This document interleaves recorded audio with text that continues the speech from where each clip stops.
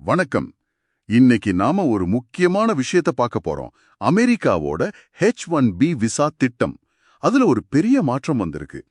ஆமா, $1,00,000, அதாவது $1,00,000ன்னு ஒரு புது கட்டணம். இது நிச்சயமா பெரிய தாக்கத்தை ஏற்படுத்தும். சரி, இந்த ஆழ்ந்த பார்வையில நம்ம கிட்ட இருக்கிற தகவல்களை வச்சு, அதாவது செப்டம்பர் 19, 2025 தேதியிட்ட அமெரிக்க அதிபர் பிரகடனம், அது சம்பந்தமான ஆய்வுகள், நிறுவனங்களோட பதில்கள், இதையெல்லாம் வச்சு இந்த கட்டண உயர்வோட பின்னணி என்ன, நோக்கம் என்ன, இது அமெரிக்கா, இந்தியா, குறிப்பா உங்கள மாதிரி டெக்னாலஜி துறையில இருக்கிறவங்களுக்கு என்ன விளைவுகளை தரும்னு அலசலாம். இதோட முக்கிய அம்சங்களையும் பிளஸ் மைனஸையும் தெளிவா புரிஞ்சுக்கிறது தான் நம்ம நோக்கம். சரி, ஆரம்பிக்கலாமா?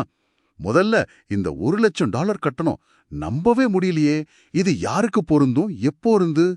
செப்டம்பர் 21, 2025 முதல் அமலுக்கு வந்திருக்கு. இது ஒரு அதிபர் பிரகடனம் மூலமா கொண்டு வரப்பட்டது. முக்கியமா கவனிக்க வேண்டியது, இது அமெரிக்காவுக்கு வெளியிருந்து புதுசா H1B விசாவுக்கு அப்ளை பண்றவங்களுக்கு மட்டும்தான். அதுவும் ஒரு தடவை கட்டணம், ஒன் டைம் ஃபீ. ஓ, புதுசா வர்றவங்களுக்கு மட்டும்தானா? ஆமா, இதுக்கு முன்னாடி இருந்த கட்டணம் பாத்தீங்கன்னா சுமார் $1,700 இருந்து $6,500 வரைக்கும் இருந்துச்சு. அதோட ஒப்பிடும்போது இது மலைக்கும் மொடுவுக்குமான வித்தியாசம். ஆரம்பத்துல கொஞ்சம் குழப்பம் இருந்துச்சு. இது வருஷா வருஷம் கட்டணுமா, இல்ல ஏற்கனவே அமெரிக்கால H1Bல இருக்கிறவங்களுக்கும் இது உண்டான்னு. ஆனா வெள்ள மாளிகை அப்படி தெளிவா சொல்லிட்டாங்க, இது ஒரு முறை கட்டணம், புது விண்ணப்பதாரர்களுக்கு மட்டும்தான். சரி, ஆனா எதுக்காக அமெரிக்க அரசாங்கம் திடீர்னு இவ்ளோ பெரிய தொகையை கட்டணமா வச்சிருக்காங்க?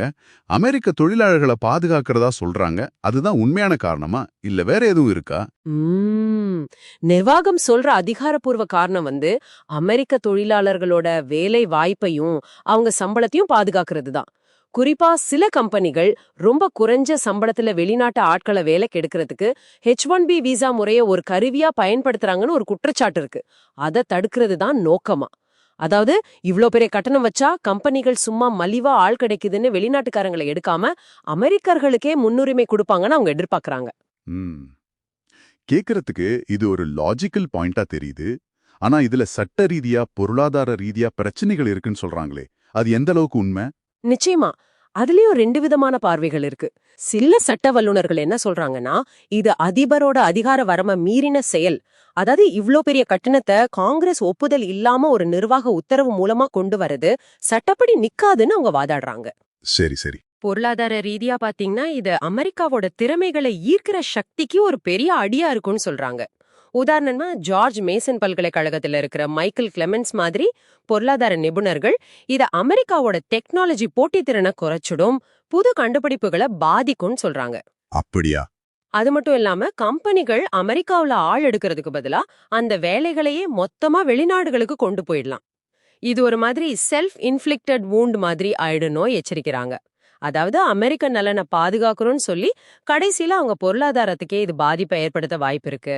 இங்க நாம எந்த பக்கமும் சாயாம கிடைச்ச தகவல்களை அப்படியே உங்களுக்கு சொல்றோங்கிறத ஞாபகம் வச்சுக்கோங்க. நிச்சயமா. சரி, முக்கியமான கேள்விக்கு வருவோம். இதோட தாக்கம் இந்தியர்களுக்கு எப்படி இருக்கும்? நம்மள நிறைய பேர் H1B விசாவை நம்பி இருக்கோம் இல்லையா? அம்மா, இது ரொம்ப முக்கியமான கேள்வி.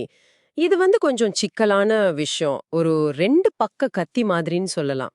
ஒரு பக்கம் பாதகம் என்னன்னா, புதுசா அமெரிக்காக்கு போகணும்னு நினைக்கிற திறமையான இந்தியர்களுக்கு இது ஒரு பெரிய நிதி தடையா இருக்கும். நிச்சயமா அமெரிக்கா வேலை வாய்ப்புகள் குறையலாம்.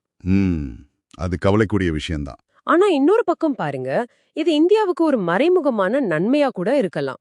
எப்படின்னா, பல வருஷமா நம்ம பேசிட்டு இருக்கிறோமே, பிரெயின் ட்ரெயின், திறமைசாலிகள் வெளியேற்றம், அந்த பிரச்சனையை இது கொஞ்சம் கட்டுப்படுத்தலாம். ஒருவேளை இது பிரெயின் கெயின், திறமைசாலிகள் குவிப்புக்கு வழிவகுக்குமா? ஓ, இது ஒரு சுவாரஸ்யமான கோணம். ஆமா, அமெரிக்க பாதுகாக்க நினைக்கிற ஒரு நடவடிக்கை எதிர்பாராத விதமா இந்தியாவோட டெக்னாலஜி வளர்ச்சிக்கு உதவலாம். திறமையானவங்க அமெரிக்கா போக முடியாம இந்தியாவிலேயே தங்கி வேலை செஞ்சா, இல்ல திரும்பி வந்தா, அது நம்ம உள்நாட்டு தொழில்நுட்ப சூழலுக்கு ஒரு பெரிய பூஸ்ட் இல்லையா? குணால் பஹல், ஸ்னாப்டீல், ஸ்ரீதர் வேம்பு, ஜோஹோ மாதிரி நம்ம ஊர் தொழில் முனைவோர்கள் கூட இது ஒரு வாய்ப்பா பாக்குறாங்க. சரிதான். அது மட்டும் இல்லாம அமெரிக்கா கம்பெனிகள் இங்க வேலைக்கு ஆள் எடுக்கிறதுக்கு செலவு அதிகமாகறதால அவங்களோட வேலைகளை இன்னும் அதிகமா இந்தியாவுக்கு மாத்தலாம். அதாவது ஆஃப் ஷோரிங், அந்த போக்கையும் இது வேகப்படுத்தலாம். சரி, அப்போ கம்பெனிகள்லாம் இதுக்கு எப்படி ரியாக்ட் பண்ணாங்க? ஆரம்பத்துல குழப்பம் இருந்துச்சுன்னு சொன்னீங்க இல்லையா? ஆமா, ஆரம்பத்துல ஒரு பெரிய குழப்பம். மைக்ரோசாஃப்ட், அமேசான் மாதிரி சில பெரிய அமெரிக்க டெக் கம்பெனிகள்லாம் இந்த கட்டணம் எல்லாருக்கும் பொருந்துமா, ஏற்கனவே இருக்கிறவங்களுக்கும் வருமோங்கிற பயத்துல அவங்க வெளிநாட்டுல இருந்து சில H1B ஊழியர்களை உடனே அமெரிக்காவுக்கு திரும்ப கூப்பிட்டாங்க. அப்படியா? ஆமா. ஆனா அப்புறம் வெள்ளை மாளிகை இது புதுசா வர்றவங்களுக்கு மட்டும்தான்னு தெளிவுபடுத்தினதும் அந்த பதற்றம் கொஞ்சம் குறைஞ்சுது. அதே சமயம் நம்ம இந்திய ஐடி சேவை நிறுவனங்கள் TCS, இன்ஃபோசிஸ் மாதிரியான கம்பெனிகள் இது தங்களுக்கு பெரிய பாதிப்பை ஏற்படுத்தாதுன்னு சொல்லியிருக்காங்க. ஓ! அது ஏன் அப்படி? ஏன்னா அவங்க பாத்தீங்கன்னா கடந்த சில வருஷமாவே H1B விசாக்களை மட்டுமே நம்பி இல்லாம அந்தந்த நாடுகள்லயே ஆட்களை வேலைக்கு எடுக்கிறத லோக்கல் ஹையரிங் அதிகப்படுத்திட்டாங்க. அதனால இந்த மாற்றம் அவங்கள பெருசா பாதிக்காதுன்னு அவங்க நினைக்கிறாங்க. ஓகே. அப்போ சுருக்கமா சொல்லணும்னா, இந்த $1,00,000 கட்டண உயர்வு அமெரிக்க வேலை பாதுகாப்பிற்காக கொண்டு வரப்பட்டதா சொல்லப்பட்டாலும், இது உலகம் முழுக்க திறமையானவங்க எங்க வேலை செய்ய போறாங்கங்கிற போட்டியில இந்தியாவோட தொழில்நுட்ப எதிர்காலத்துல ஏன் அமெரிக்காவோட சொந்த போட்டித் திறன்லயே கூட பல எதிர்பாராத சிக்கலான விளைவுகளை உண்டாக்கலாம் போல தெரியுது. ஆமா, நிச்சயமா.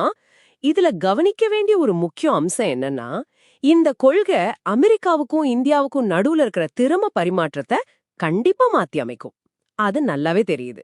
ஆனா இதுல நாம இன்னும் கொஞ்சம் ஆழமா யோசிக்க வேண்டிய ஒரு கேள்வி இருக்கு. என்ன கேள்வி?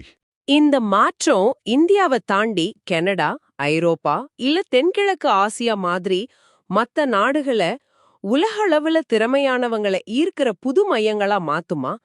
உலகளாவிய தொழில்நுட்ப கண்டுபிடிப்புகளோட அடுத்த அலை அமெரிக்காவுக்கு பதிலா வேற எங்கேயாவது உருவாகிறதுக்கு இது ஒரு தொடக்க புள்ளியா இருக்குமா?